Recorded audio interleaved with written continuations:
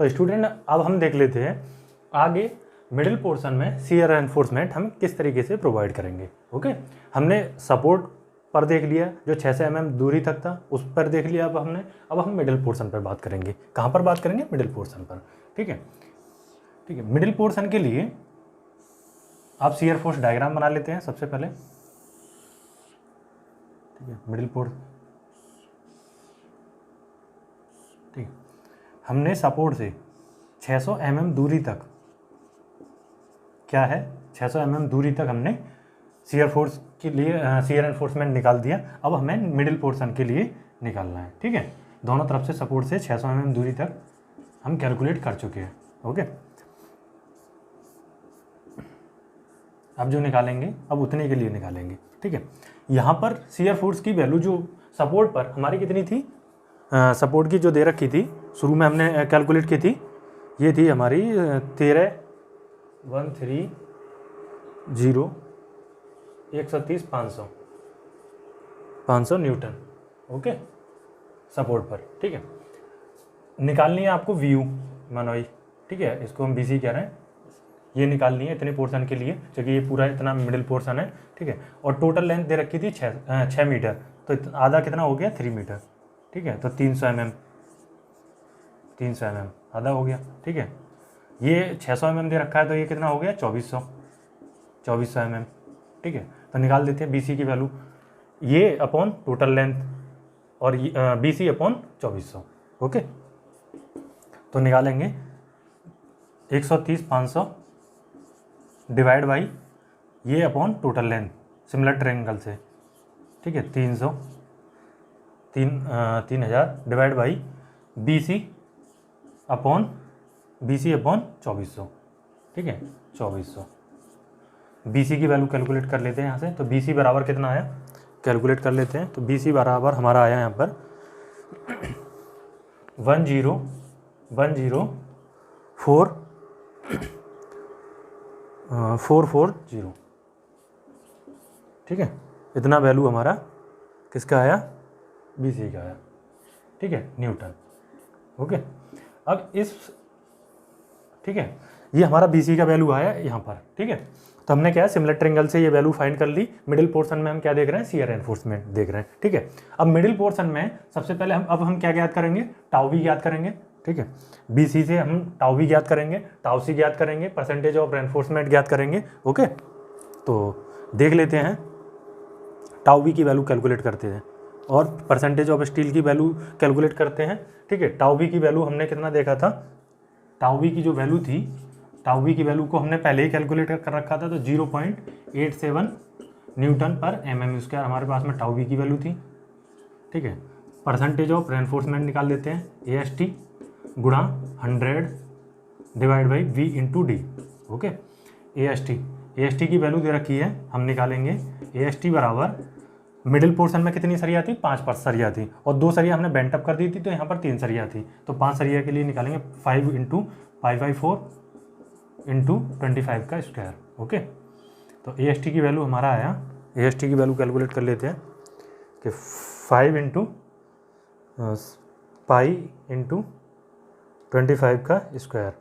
Okay, divide by 4, ये आया 2454 mm²। ठीक है, तो निकाल लेते हैं 2454 into 100 divide by B into D। B की वैल्यू कितनी थी, 250, और ये थी 600। ठीक है, तो गुणा 100 डिवाइड बाई 250 इंटू 600, 1.63 क्या है, परसेंटेज ऑफ रेनफोर्समेंट आया। ठीक है, PT के लिए 1.63 पर M20 ग्रेड के लिए टाउ C की वैल्यू हमारी, हम कोड से देख सकते हैं, डायरेक्ट कोड से हम वैल्यू को पढ़ सकते हैं, टाउ C की वैल्यू। तो टाउ C की वैल्यू जो दे रखी है इतने के लिए 0.74, टाउ C की वैल्यू 0.74 न्यूटन पर mm²। हमने क्या देखा, टाउ C की वैल्यू 0.74 है और टाउ B की वैल्यू 0.87 न्यूटन पर mm² है। और टाउ C मैक्स की वैल्यू कितना है हमारा टाउ सी मैक्स की वैल्यू M20 ग्रेड के लिए कितना होता है 2.8 न्यूटन पर mm स्क्वायर। तो हमारे पास में क्या आया कि टाउ सी मैक्स से तो टाउ बी की वैल्यू कम है और टाउ सी से क्या है ज़्यादा है, तो हम शियर एनफोर्समेंट प्रोवाइड करेंगे। बेंट अप बार हम इतने पोर्शन में हम प्रोवाइड कर चुके हैं, ठीक है। इतने पोर्शन में हम क्या कर देंगे शियर एनफोर्समेंट प्रोवाइड कर देंगे छल्लों के रूप में, ठीक है। तो छल्लों के रूप में शियर एनफोर्समेंट प्रोवाइड कर देते हैं। तो एस बी बराबर क्या फॉर्मूला था 0.87 FY into ASB into D upon VUS, ठीक है।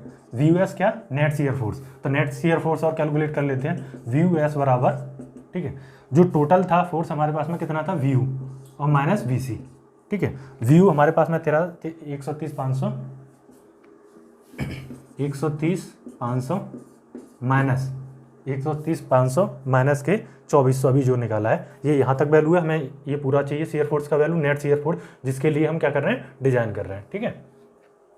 तो कितना आया था हमारे पास में ये वैल्यू, ये आया था 104400। ओके, तो VUS की वैल्यू कैलकुलेट की तो कितना आया 130,500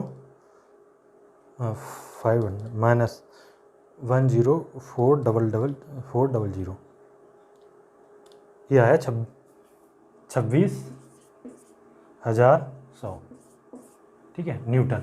इतने के लिए शियर एनफोर्समेंट हम क्या करेंगे डिजाइन करेंगे। तो VUS की वैल्यू इसमें हम पुट कर देंगे। ओके, तो VUS की वैल्यू पुट कर देते हैं। तो SB बराबर 0.87, FY की वैल्यू 415 इंटू ASB की वैल्यू कितना 10 mm का हमारा क्या था 10 mm का हमारा डाया था किसका स्टब्स का, और 2 लेग था हमारा, ठीक है। तो ASB की वैल्यू कितनी थी हमारी इस केस में, ASB बराबर 2 गुणा π/4 इंटू D स्क्वायर, डी की जगह पर कितना था 10 स्क्वायर, तो ये आया था हमारा 157 mm स्क्वायर, ठीक है। तो 157 इंटू डी की वैल्यू 600, ओके, डिवाइड बाई 26,100, ठीक है। तो देख लेते हैं 0.87 गुणा 415 गुणा 157 गुणा 600 डिवाइड बाई, ये आया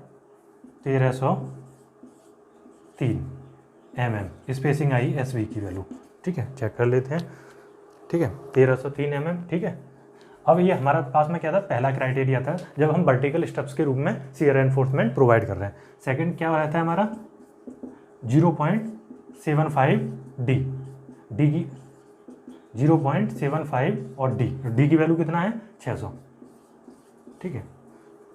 तो देख लेते हैं 0.75 इंटू 600, ये आया 450, ठीक है, 450। थर्ड हमारे पास में क्या है वैल्यू 300, ठीक है, 300 mm, ठीक है। अब हमने ये देख लिया स्टब्स का, हम मिनिमम रेनफोर्समेंट भी देख लेते हैं, उसके हिसाब से भी निकाल के देख लेते हैं। उनमें से जो भी मिनिमम आ जाए हम क्या लेंगे, उसी को हम शियर एनफोर्स के रूप में हम प्रोवाइड करेंगे, ठीक है, उतनी स्पेसिंग पर। ओके, तो देख लेते हैं मिनिमम रेनफोर्समेंट और देख लेते हैं।